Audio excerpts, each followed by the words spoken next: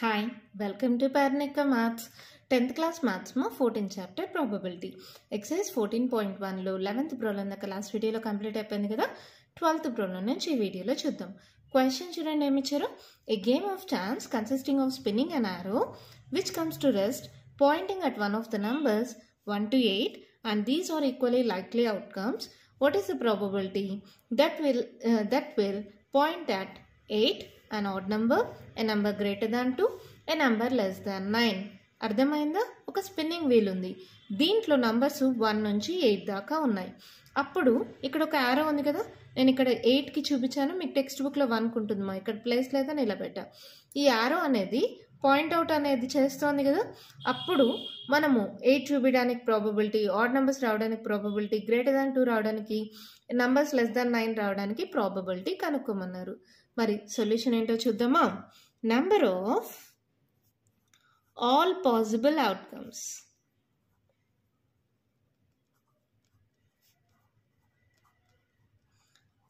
is equals to n of s అనుకుందాం. That equals to ఎన్ని numbers ఉన్నాయి, 1 నుంచి 8 దాకా కదా. So number of all possible outcomes n of s ఎంత అవుతుంది, 8. ఫస్ట్ వన్ తీసుకుందాం. ఏంటి, 8 అనే నంబర్ రావాలి. Let E1 be the event of arrow pointing at 8. Let E1 be the event of arrow pointing 8 అన్నామనుకో. Number of outcomes favorable to E1 is equals to n of E1 that equals to 8 అనే number రావాలి. దీంట్లో 8 ఎన్ని times ఉందిమా, ఒక్కసారే కదా 8 అనే number ఉంది. So number of favourable outcomes ఏమవుతుంది, 1 అవుతుంది. So P of E1 formula ఏమవుతుంది, n of E1 by n of s. So ఏమవుతుంది, 1/8. అంతే, అయిపోయింది. దీంట్లో సెకండ్ వన్ చూడండి, an odd నెంబర్ అన్నారు కదా, ఏం రాద్దాం. Let E2 be the event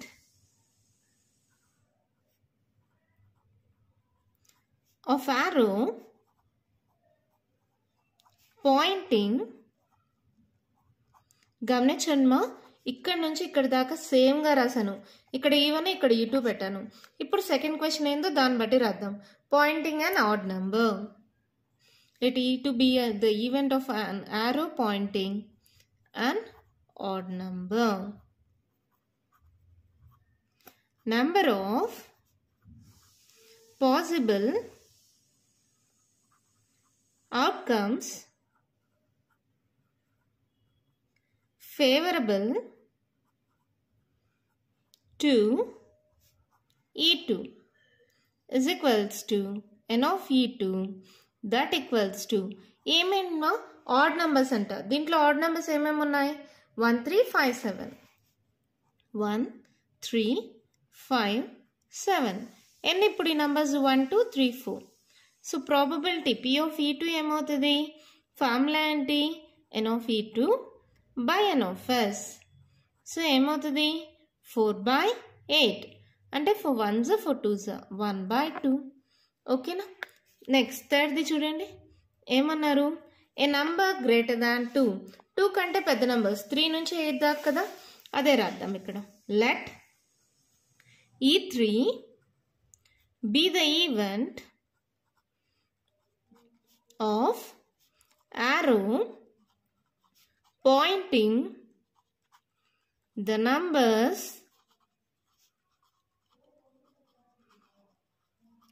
greater than 2.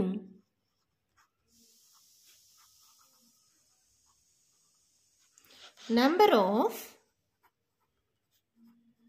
possible outcomes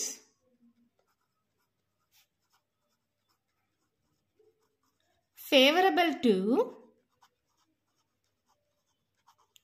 E3 is equals to n of E3 that equals to 3 కంటే పెద్ద నంబర్ 2 కంటే పెద్ద నంబర్స్ మా ఏంటేంటివి, 3 4 5 6 7 8 8 దాకే కదా ఉండేది. ఎన్ని ఉన్నాయి చూడండి, 1 2 3 4 5 6. So 6. So probability P of E3 ఏమవుతుంది, N of E3 by N of S. N of E3 6, N of S 8. 2 తో క్యాన్సిల్ చేయండి, 2 3 is 6, 2 4 is 8. So 3 by 4 is the probability. ఓకేనా. Next last the fourth one question ఏంటి, numbers less than 9. అన్ని numbers less than 9 కదా, 1 నుంచి 8 దాకా అన్ని numbers less than 9. Let E4 be the event of arrow pointing the numbers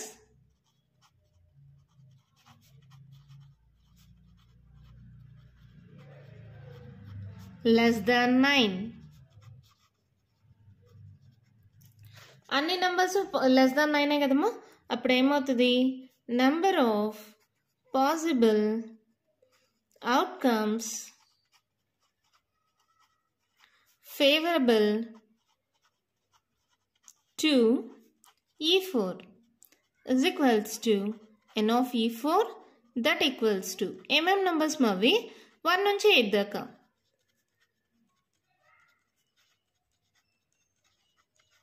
That equals to 8. అప్పుడు P of E4 ఏమవుతుంది, N of E4 by N of S. That equals to 8 by 8. That equals to 1. ఓకేనా, అంతే problem అయిపోయింది. చాలా అంటే చాలా simple ప్రాబ్లమ్మా. ఈ steps అన్నీ లేకపోతే ఒకే స్టెప్లో చెప్పేయచ్చు. ఒక వీల్ పైన 1 నుంచి 8 దాకా నంబర్స్ ఉన్నాయా, 8 అనేది ఎన్నిసార్లు ఉంది, ఒక్కసారే ఉంది. సో ప్రాబబిలిటీ ఏమవుతుంది, 1 by 8. టోటల్గా నంబర్స్ 8 కదా, సో ప్రాబబిలిటీ ఏమవుతుంది 1 by 8. ఆడ్ నెంబర్స్ అన్నారు. ఆడ్ నెంబర్స్ ఏమేమి ఉన్నాయి దీంట్లో, 1 3 5 7. ఎన్ని, 4 కదా, 4 by 8 is the probability. A numbers greater than 2. 2 కంటే పెద్ద నెంబర్స్ ఏమేమి ఉన్నాయి, 3 నుంచి 8 దాకా. ఎన్నివి, 6 కదా, so 6 by 8 is the probability. Numbers less than 9 అన్నారు. ఈ లెస్ దాన్ 9 అనేవి అన్ని పాసిబుల్ అవుతాయి. So 8 by 8 that equals to 1. ఇది ఇంకొకటి కూడా రాయొచ్చు, ఎలాగా, all numbers are less than 9. So it is a sure event. Therefore the probability is 1. ఇలా కూడా రాయొచ్చు. All the numbers are less than 9. Therefore it is a sure event. Therefore the probability is 1. అలా కూడా రాసుకోవచ్చు. ఓకేనా, అర్థమైందా. ఇక్కడ మెయిన్గా మీరు కొంచెం అంటే క్వశ్చన్కి మీనింగ్ఫుల్గా ఉండాలి. మా ఈ స్టెప్స్ అన్నీ స్టెప్స్ రాయగలిగితే చాలు, ప్రాబ్లం ఈజీ కదా. 8 అనే నెంబర్ ఒక్కసారే ఉంది, ప్రాబబిలిటీ 1 by 8. ఇక్కడ ఏంటి, ఆడ్ నెంబర్స్ ఏవే ఉన్నాయి, 1 3 5 7. So 4 by 8 is the probability. Cancel అయితే క్యాన్సిల్ చేసేస్తాం. నెక్స్ట్ ఏంటి, 2 కంటే పెద్ద నెంబర్స్ ఎక్కడ నుంచి, 3 నుంచి 8 దాకా ఉన్నాయి. ఎన్ని నెంబర్స్ ఇవి, 6 కదా, so 6 by 8 is the probability. ఇక్కడ నెంబర్స్ లెస్ దాన్ 9 అన్నారు కదా, అన్ని నెంబర్స్ లెస్ దాన్ 9 కదా, 8 by 8. So the probability is 1. ఓకేనా, అర్థమైందా. మన నెక్స్ట్ ప్రాబ్లం చూద్దామా. వన్ క్వశ్చన్ చూడండి, ఏమి ఇచ్చారు, a die is thrown once. Find the probability of getting a prime number, a number lying between 2 and 6, an odd number. Solution. ఏం రాస్తాం, number of all possible outcomes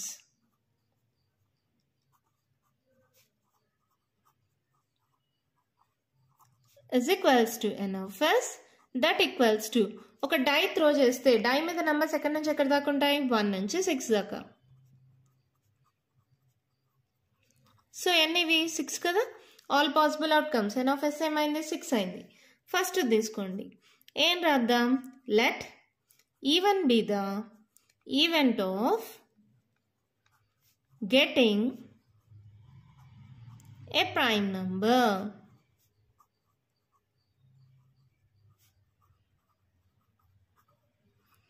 Number of favorable, number of outcomes favorable to even is equals to N of even that equals to prime numbers. మా దీంట్లో prime numbers ఏంటి, 2 3 5 కదా, అంతేనా.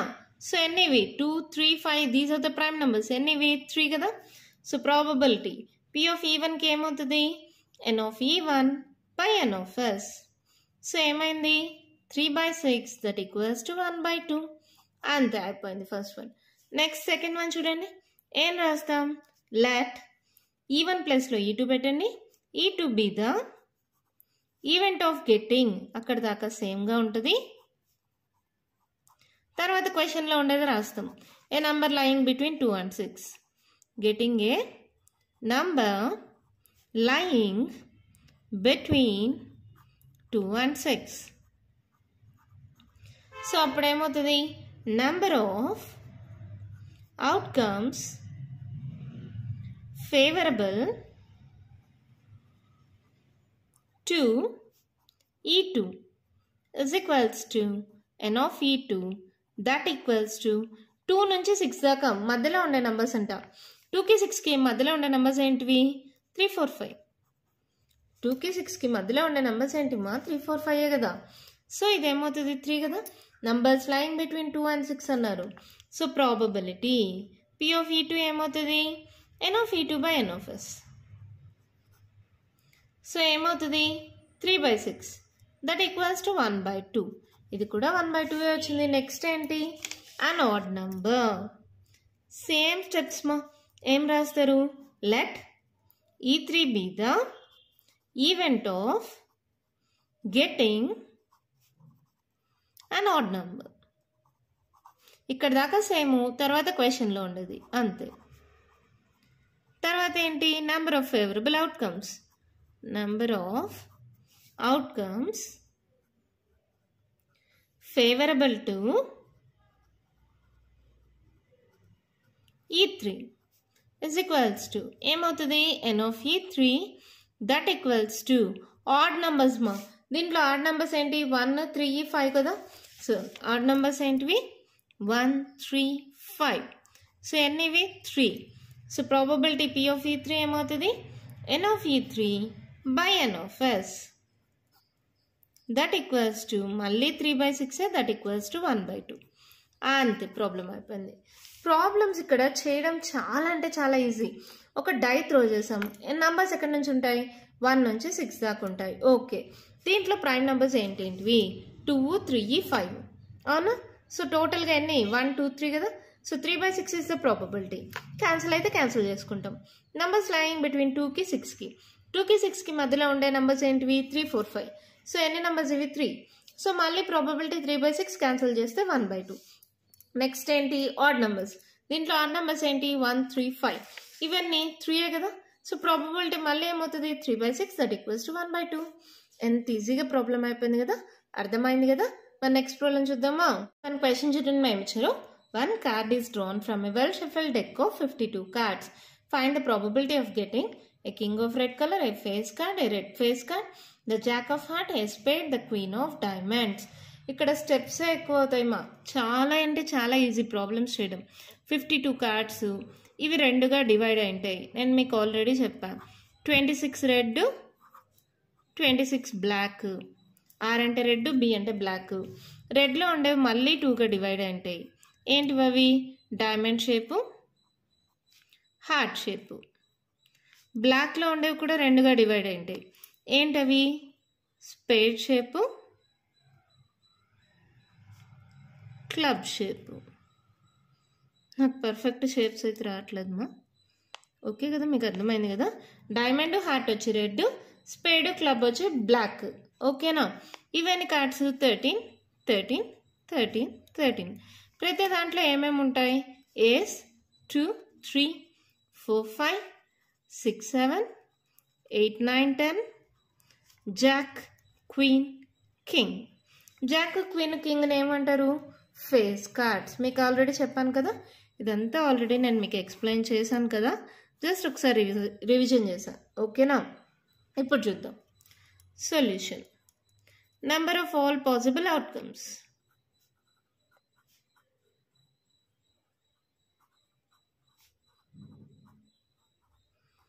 is equals to n of s that equals to 52. ఓకేనా. First తీసుకోండి. A king of red colour అన్నారు. Let E1 be the event of getting a king of red color card.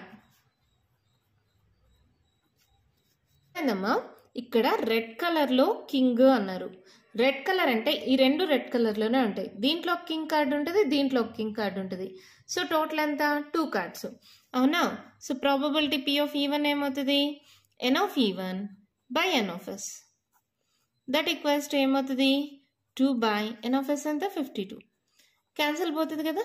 2 1s 2 2s 4 2 6 12. So 1 by 26 is the probability. Next, a face card.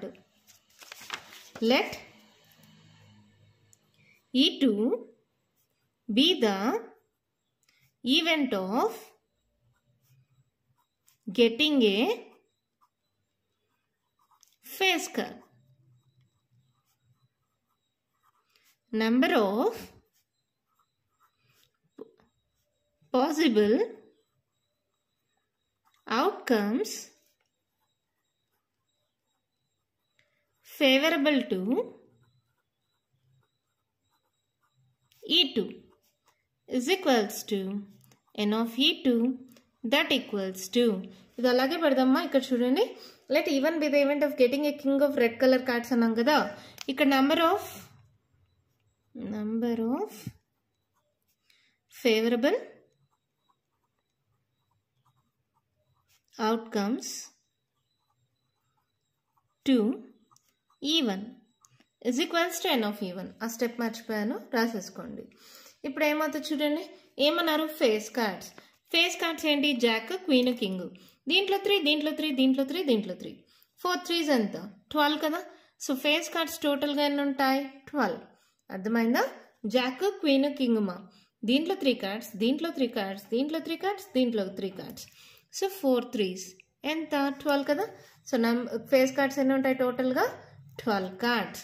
Therefore probability P of E2 is equals to ఏమవుతుంది N of E2 by N of S.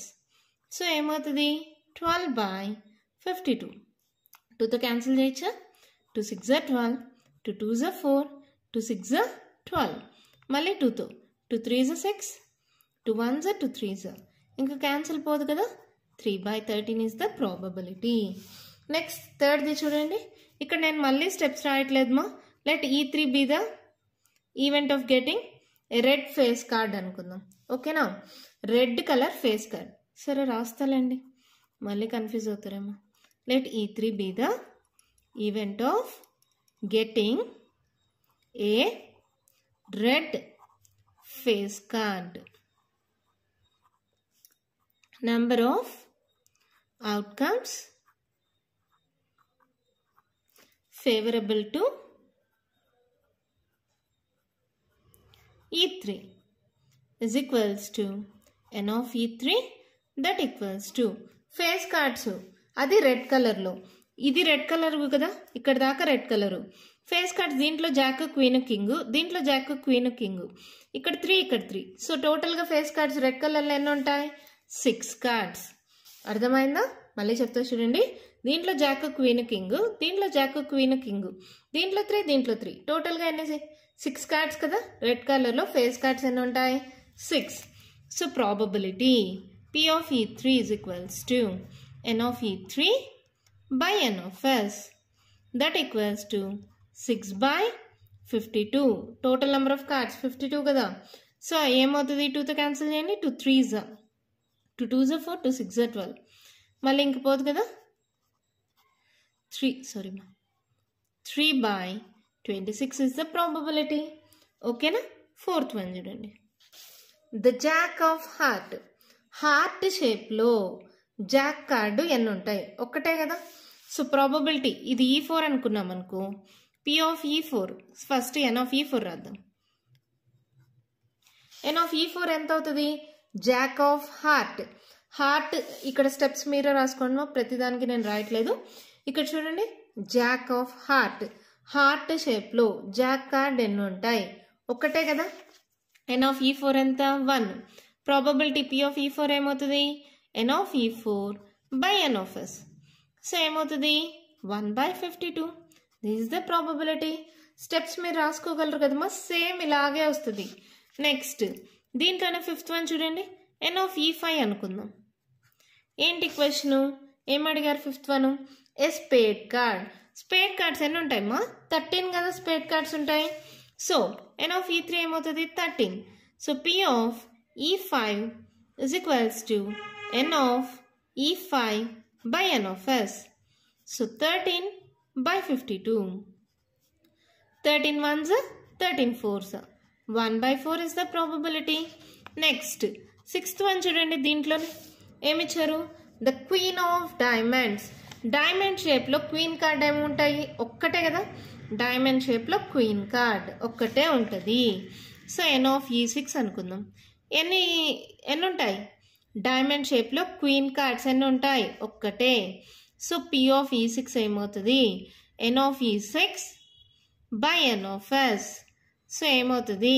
1 by 52. అంతే, problem అయిపోయింది. చాలా simple మా. ఇక్కడ steps మీరు కొంచెం ఓన్గా రాయడానికి ట్రై చేయండి. ఇప్పుడు ఆల్రెడీ నేను 3కి రాసా, ఇంకా 3కి సేమ్ ఇలాగే వస్తుంది అంతే. రాసేయగలరు కదా? ఓకే కదా, రాయగలరు కదా? King of red colour. Red కలర్లో కింగ్ కార్డ్స్ ఎన్ని ఉంటాయి?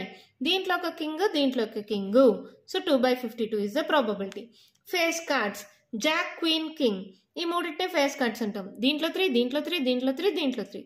సో టోటల్గా 3 4s 12 కార్డ్స్ ఉంటాయి. So probability 12 by 52.